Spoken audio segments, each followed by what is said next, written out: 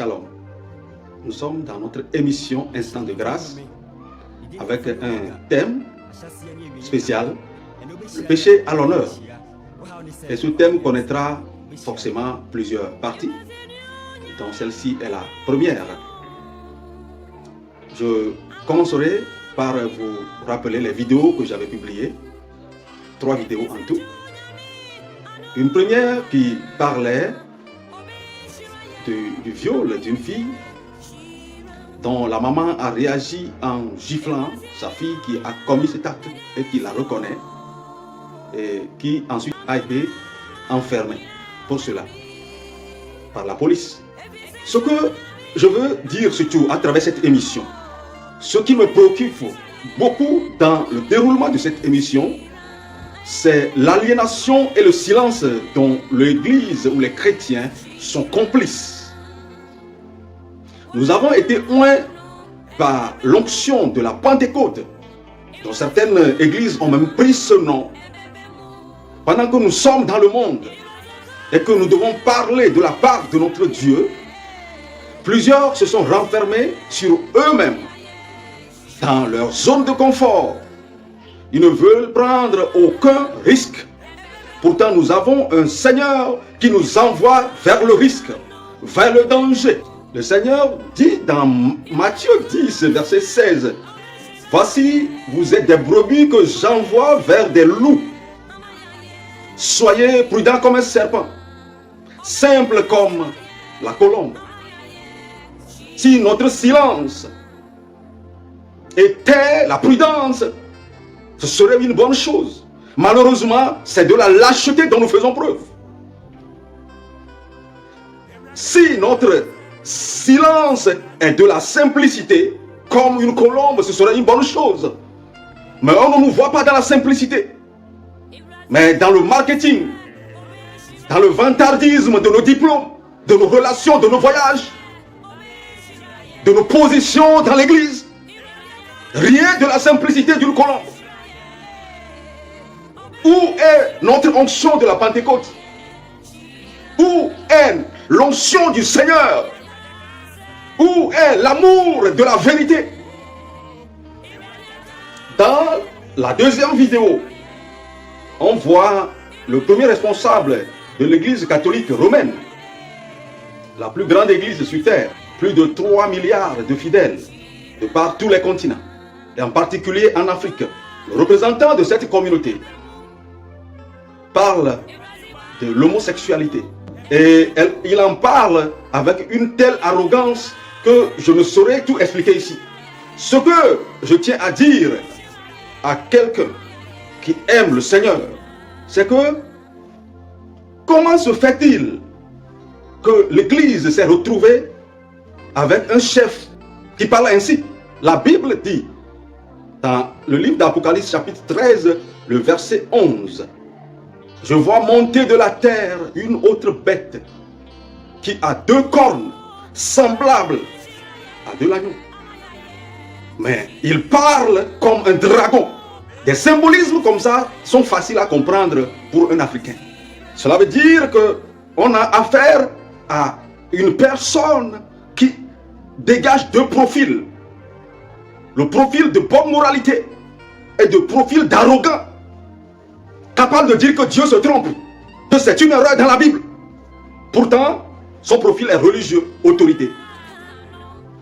Entre parenthèses, cet homme, d'après mes investigations, ne répond à aucun critère d'éligibilité au poste de la papauté. Demandez n'importe quel prêtre, demandez n'importe quel théologien du domaine. Je n'aime pas m'exprimer avec diffamation, je le fais avec beaucoup d'équité. Comment se fait-il que l'Église se retrouve avec quelqu'un qui parle avec autant d'arrogance? En fait, l'histoire démontre que depuis Adam Weishaupt, le père des Illuminati, de l'occultisme absolu, l'Église avait commis l'erreur de brûler les premiers responsables de cette communauté dans sa quête de combattre le mal et dans cette quête qui est anti-biblique. On ne tue pas les gens en combattant le mal. C'est ainsi que cette grande communauté occulte et puissante ont juré infiltrer l'église et semer des valeurs anti-bibliques.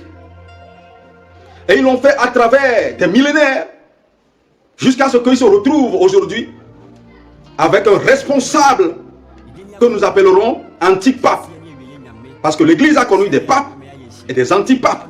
Les papes, c'est ceux qui défendent les valeurs fondamentales de l'Église. Les anti-papes, ce sont ces cruels papes, ces méchants papes qui ont fait de l'Église l'institution la plus meurtrière sur terre à travers les croisés et tout ce que vous connaissez. Ces pratiques n'ont jamais été catholiques. Elles ont été l'œuvre des antipapes. Je ne parlerai jamais à un catholique en diffamation. Rien que des faits concrets. Je ne le ferai jamais comme le font les autres. En estimant qu'on est meilleur qu'eux, non. Parlons de la réalité de l'histoire, des faits réels, concrets. Ce pape ne répond à aucun critère d'éligibilité. Comment a-t-il pu arriver, a-t-il procédé pour arriver à la tête de l'Église? Je l'ai dit au départ, je m'exprime avec beaucoup d'équité. Je n'attaque pas une institution. Mais je parle des personnes qui jouent un rôle précis. La Bible les appelle ceux du dehors. Dieu les jugera. Amen. La même chose s'est passée avec l'église protestante, comme je l'ai dit, qui proteste contre quoi, je ne sais pas. Suivons plutôt la vidéo.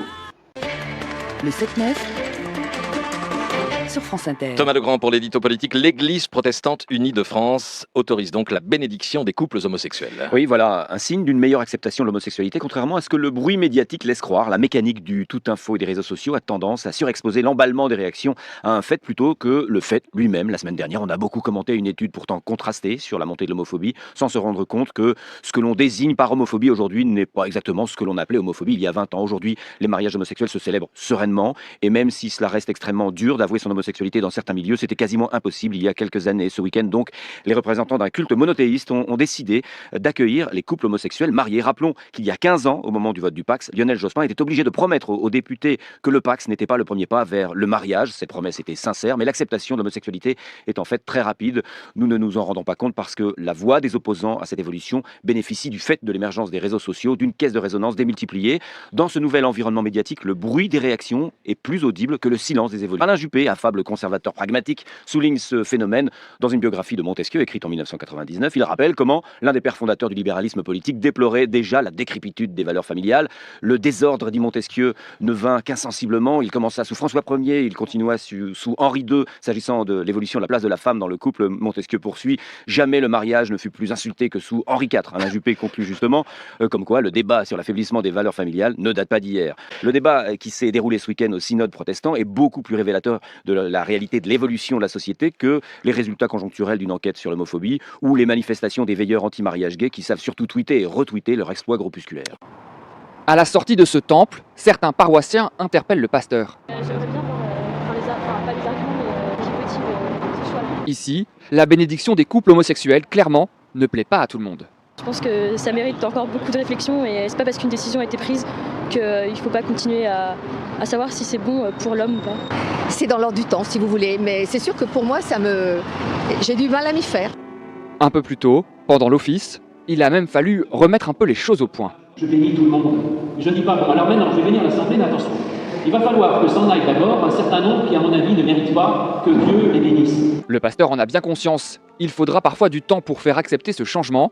Lui-même n'y a pas toujours été favorable. J'étais à l'origine contre le mariage civil homosexuel.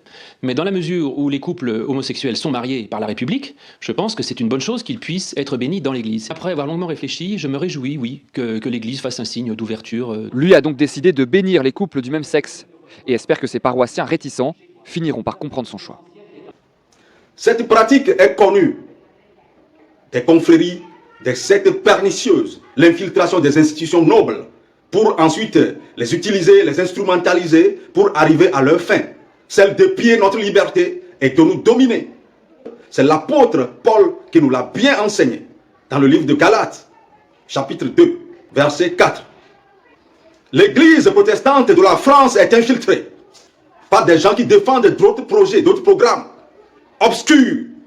Et ils se retrouvent à la tête de l'église pour ensuite faire passer leur programme de par leur autorité.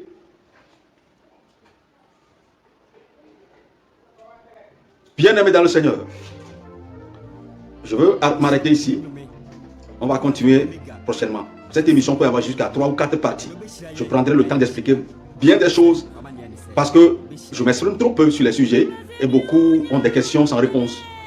Que Dieu nous conduise dans cette émission du début jusqu'à la fin, que la lumière se manifeste et que l'amour de la vérité prédomine. Au nom de Jésus-Christ de Nazareth. Amen.